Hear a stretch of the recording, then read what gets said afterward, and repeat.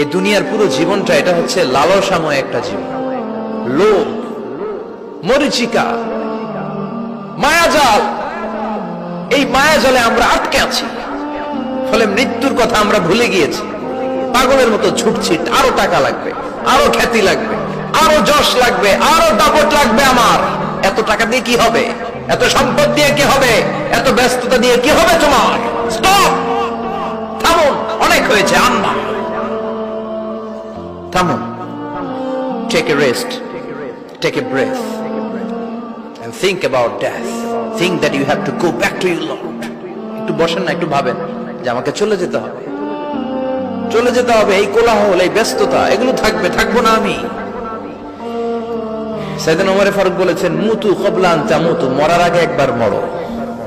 হাসিবু ক্বাবলা আন তুহাসাবু আলাইকুম, তোমার হিসাব নেওয়ার আগে তুমি একবার নিজের হিসাবটা করো না। কাগজ বের করে একটু লিখো না কি কি ভালো কাজ করছিলা, যেগুলো দিয়ে নাজাতের ওসিলা হতে পারে।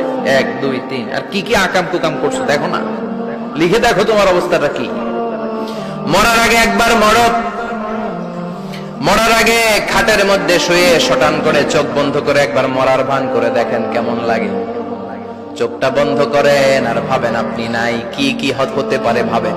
আপনার ছেলে মেয়েরা কান্না জুড়ে দিবে, আপনার প্রাণের স্ত্রী বিলাপ শুরু করে দিবে, বন্ধু বান্ধবের চিৎকার আর মাতম, স্থানীয় এলাকার মসজিদে ঘোষণা, অমুক এলাকার নিবাসী অমুক ভাই অমুকের ছেলে অমুক দুনিয়ায় নাই। সব আত্মীয়রা চলে আসবে, ফেসবুকে স্ট্যাটাস দেয়া হবে, সবাই সবাইকে জানাবে বিকাল 4টায় অমুক হাই স্কুল ময়দানে আপনার জানাজা। ছুটে আসবে, সবাই ছুটে আসবে আপনাকে শেষ বিদায় দিতে, গুড বাই জানানোর জন্য, আল ওয়াদা, বিদায় জানাতে আসবে সবাই। 4 তাকবীর দিয়ে আপনার জানাজা হবে, অশ্রুসিক্ত জানাজায় আপনার বিদায় হবে। কাঠের খাটিয়ার মধ্যে করে কাঁধে তুলে আপনারে কবরে নেওয়া হবে। আগে থেকে খুঁড়ে রাখা কবরটার মধ্যে আপনারে বিছিয়ে দেয়া হবে।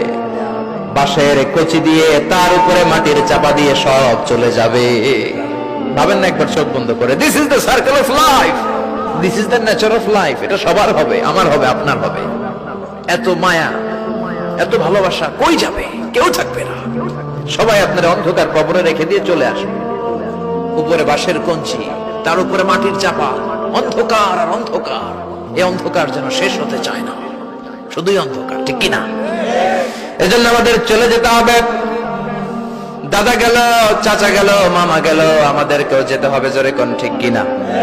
একদিন মাটির ভেতরে হবে ঘরে মন আমার, কেন বন্ধ দালান ঘর, প্রাণ পাখি উড়ে যাবে পিঞ্জর ছেড়ে।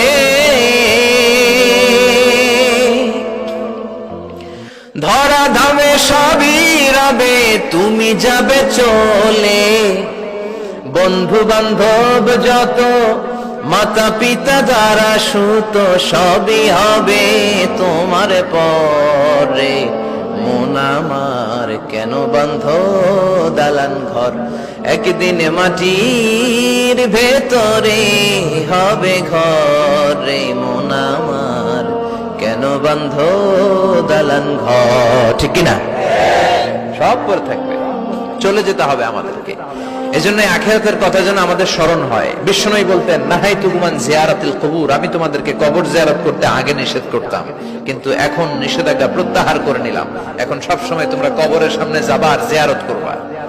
কবরস্থানে জানতো বড় কৃষ্ণপুরের এই গ্রামের কবরস্থান আছে কোন দিকে?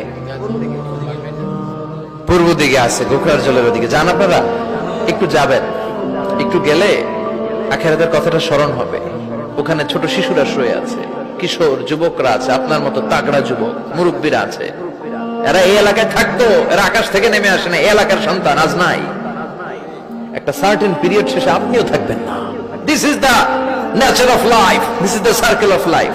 ছোট্ট শিশু হয়ে এসেছিলেন, শৈশব, কৈশোর, যৌবন, প্রৌঢ়ত্ব।